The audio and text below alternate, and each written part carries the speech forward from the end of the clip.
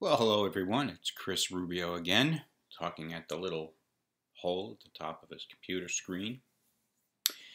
AI. It's interesting. Uh, Artificial intelligence. For about a year or so now, they've been saying, "Oh, AI is coming. AI is coming. It's going to change everything. We're going to lose jobs. Oh, AI." Well, AI certainly in terms of these large language models like ChatGPT or things that utilize these large language models, ChatGPT and Bing and a couple others, are here. And I have, at first I was like, screw them, I'm not even going to look at them. But I have looked at them. And I'm making my prediction for AI for what it's worth. It is, what is it, Thursday, May 11th, 2023 at 12:09 p.m. on planet Earth. Ultimately, I think we're going to see a lot of early adoption of AI like we are seeing now, but I think it's going to flame out pretty quickly because it's cute, it's fun. It's like, ooh, you're going to ask good questions and stuff and try to get it to say something dirty. Ooh. But that will drop off quickly because it's just it's a gimmick. But it certainly will have a lot of utility, and especially in the area of communication. Because what I've noticed already is that it's very rational.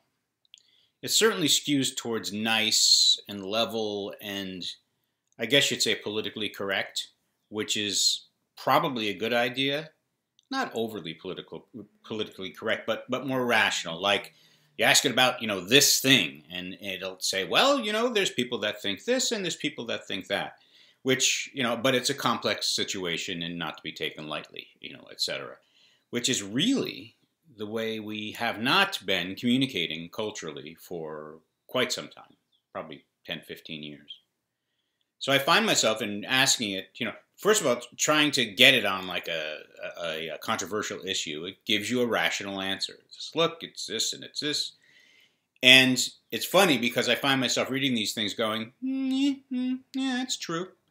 And I was even talking to a friend on the phone who's has very right wing, traditionally right wing opinions about things, and he was like, "It sounds about right." So maybe one of the unintended effects that this thing is going to have is, if people use it, is going to be leveling discourse and making things a less extreme because you're not going to get a siloed response if you're trying to talk with ChatGPT or get information from ChatGPT.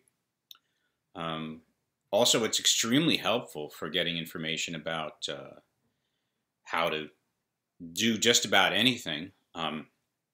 I was talking to a cousin who is a school teacher, and about the fact that from now until the end of time, if you give a kid an assignment to do a little report on what he did that weekend or what she did that Saturday, it can just as easily, you can just put in two things and say, write it as a fifth grader, and boom, it spits it out. So from now until the end of time, it's impossible for a teacher or a college professor to give a writing assignment to take home and have it be brought in, because it's going to be impossible to tell. Because the writing it does, the business writing, the little report writing, the persuasive writing is absolutely perfect. But I do think that, well, for schools, it's going to have to be in class, which might make the burden a little bit less on teachers. But for all other writing, I think people have to read it you have to read that thing that it spits out. And that may actually help people communicate better because they are going to have to read the thing before they cut and paste it and put it in an email to someone else. It's not as if chat's going to be talking to chat, boom, boom, boom, boom, back and forth without any human being the one that cuts and pastes it. So certainly the Hollywood writers do have a lot to be worried about, because I was talking to it and asking it how it gets so good, how it's able to be so effective with developing movie scripts and movie stories, TV shows, things like that, and it told me that it was specifically fine-tuned for that purpose. And then the next day I asked if it was specifically fine-tuned for that purpose, and it said it wasn't.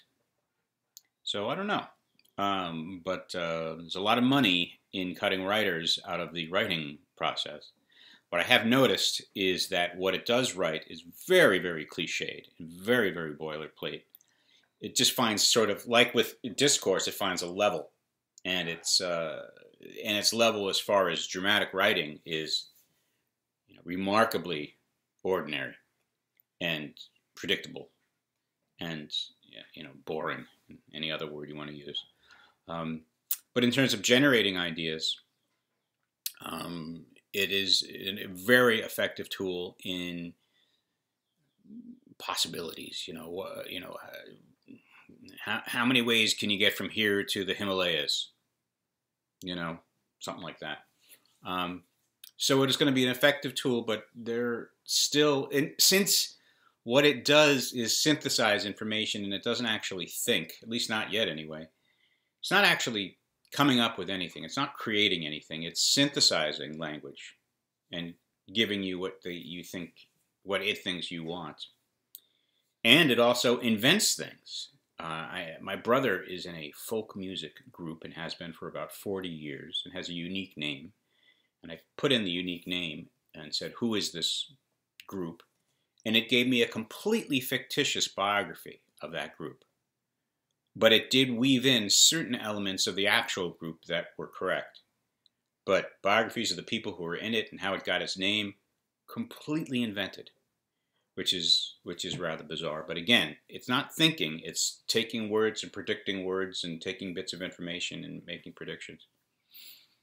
So, should we fear AI? No, we should use it. It's here.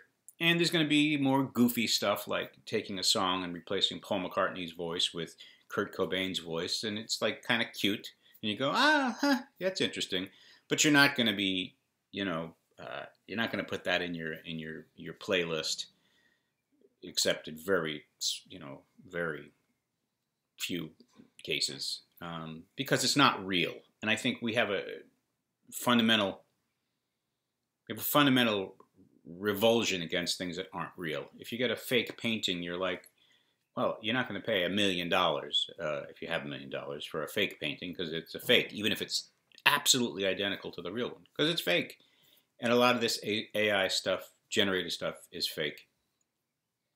So, bottom line, we're going to integrate it. And it's going to have some positive effects that we didn't expect.